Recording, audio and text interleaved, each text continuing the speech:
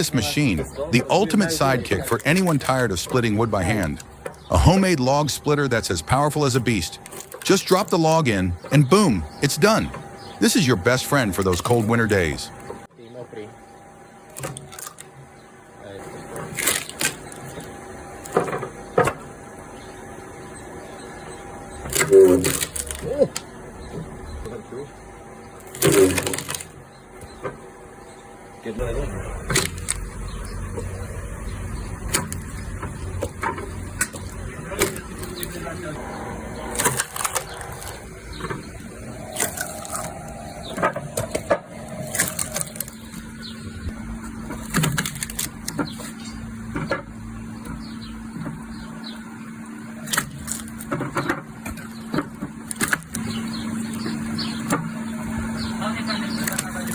That's my name.